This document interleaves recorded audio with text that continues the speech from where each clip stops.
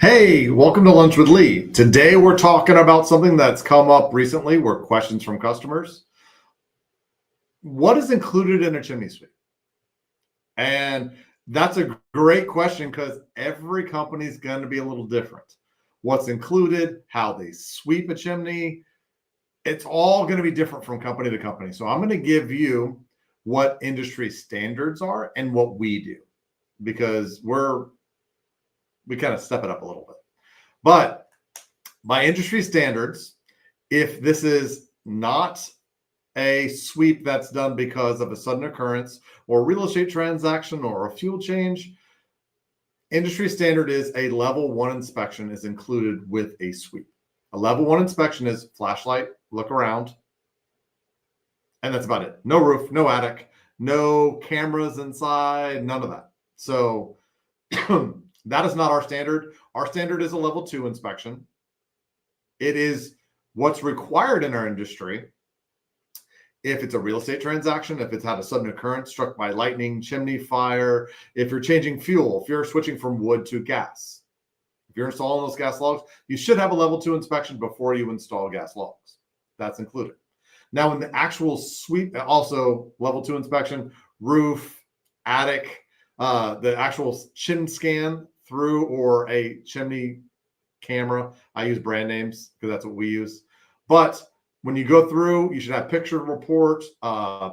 If there's a crawl space underneath the house and it's accessible, we should look at that to see the foundation. All those things. So what it's not included is taking apart the fireplace to see things.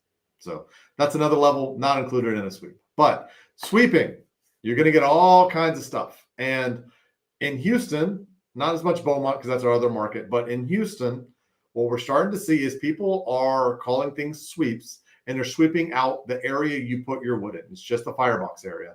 And then when they look up, they go, oh, well, the actual chimney or the rest of this is dirtier than it should be. And now we have to do an upgraded sweep and they're charging more for it.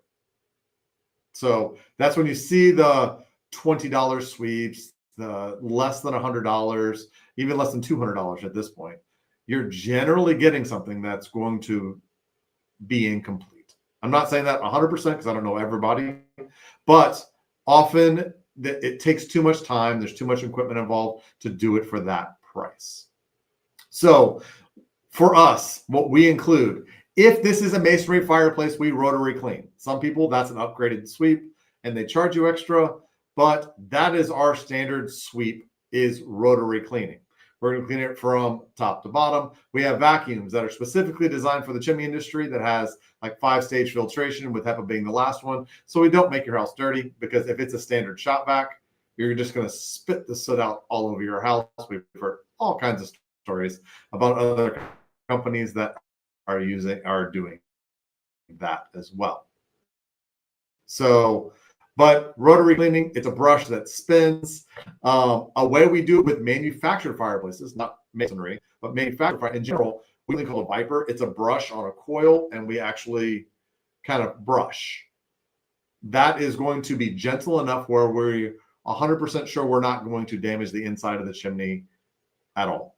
We do occasionally, if it's dirty enough, kind of take a little bit more risk and rotary clean those if they're bad enough, because the other option is replacement. So at that point, we have to, if you let the maintenance get out of control, you're going to get glaze, which you're going to go from puffy stuff that can be swept out to glaze, which is like something that's been heated, cooled, and now it's shiny.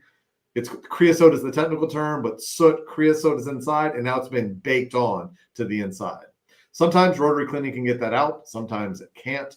With masonry fireplaces, we can be a little less cautious. We can be a little more rough with it, and it will put up with it. When the metal flues on the inside, depends how it's been installed, depending on the type, depending on the age. Generally, we don't do that unless we have to. So, but we're going to vacuum out the bottom. We're going to inspect it top to bottom. We're going to teach you how to use it. We're going to show you if there's any flaws, and we're going to document that in an inspection report. So also, what comes with a sweep? For our company, and I'm speaking ours because I know ours best, but you're going to get a certified sweep. And when you ask if someone's certified, everybody's going to say yes. And the reality is they're CSIA certified, they're NCSG certified, Chimney Safety Institute of America, the National Chimney Sweep Guild.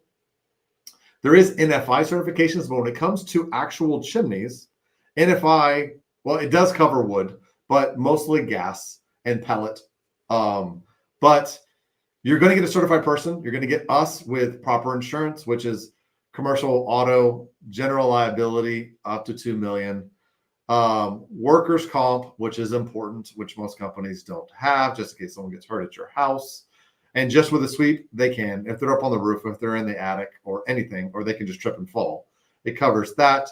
Now there's a special policy just for hazardous materials, because the creosote, the soot out of it, is considered a hazardous material. And if they make a mess, general liability often won't cover that. So you have to have the hazardous material policy. Also, we do professional liability. So if we miss something, just like a surgeon or anything else, we're covered for that as well. So is the homeowner.